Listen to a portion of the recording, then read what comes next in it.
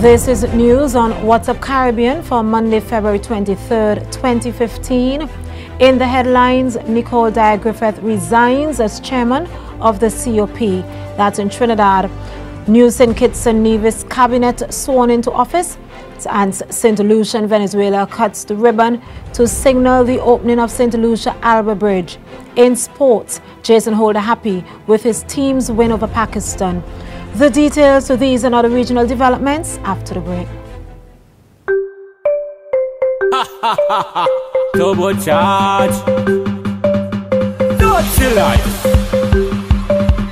Turbo charge. Boom. The fed start. The place mad. One flash of rum. My head gone.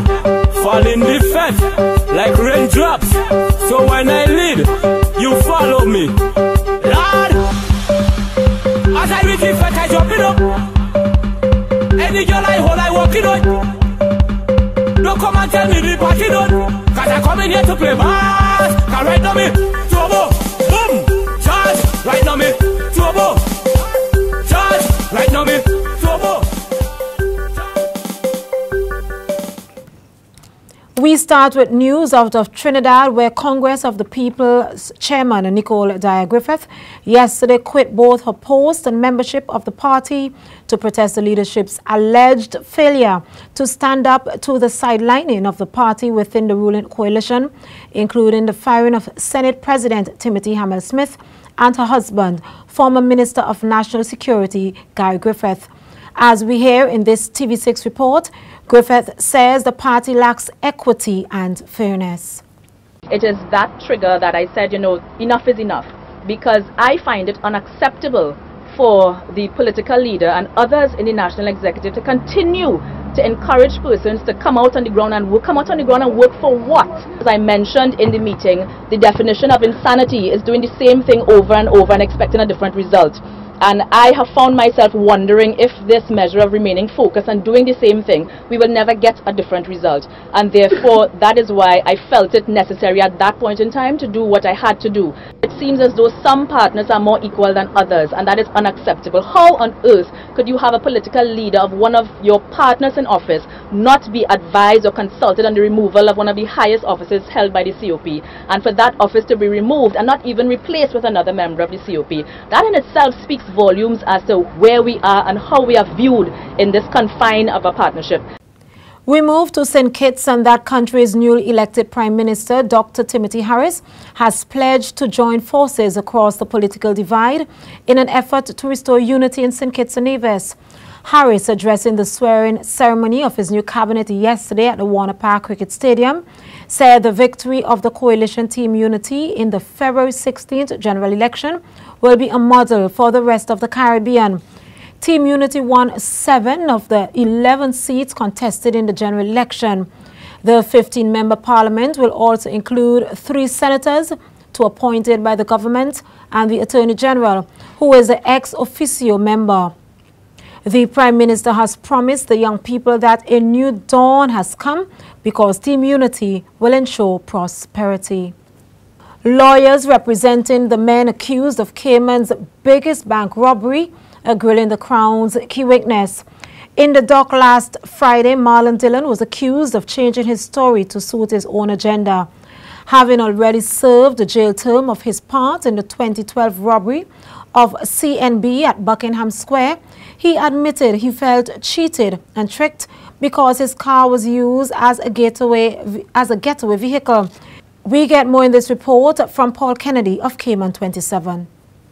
In the witness box for the 3rd day, Marlon Dillon is quizzed by lawyers representing the men he's pointing the finger at.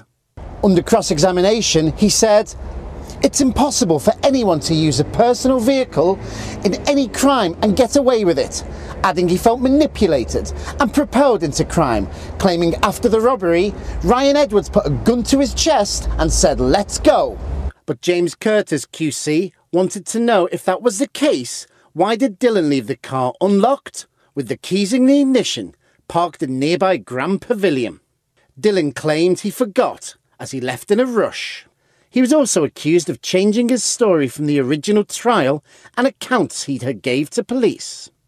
That report from Paul Kennedy of Cayman 27. The Venezuelan government, through the Bolivian Alliance for the Peoples of Our Americas ALBA funding, provided US $2.7 million to the government of St. Lucia to construct 3 bridges. One of those, the Grand Revere Bridge in Dennery, St. Lucia, opened on the weekend and was renamed the Alba Bridge following a festive ceremony. The new bridge was officially inaugurated by St. Lucia's Prime Minister, Dr. Kenny Anthony, and Venezuela's Foreign Minister, Delcy Rodriguez. Dr. Anthony said the grant funds were made available to St. Lucia without any conditions. To date, the country have received, through ALBA, over $37 million in support to St. Lucia. St. Lucia became a member of ALBA in 2012. That's a wrap of news. Up next, a look at sports.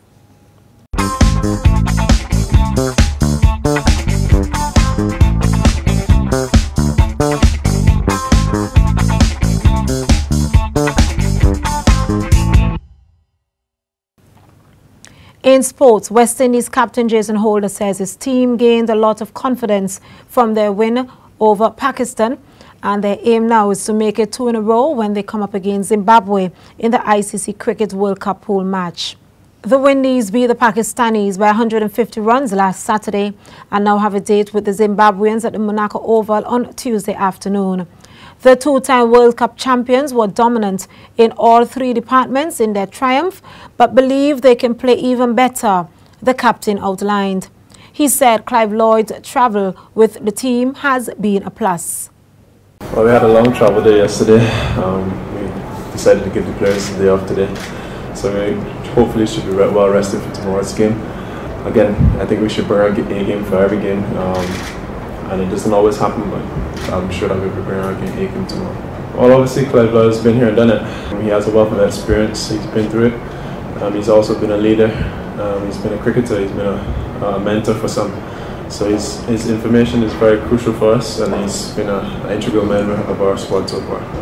That was West Indies captain Jason Holder bringing down the curtain on sports. Up next, a recap of your headlines.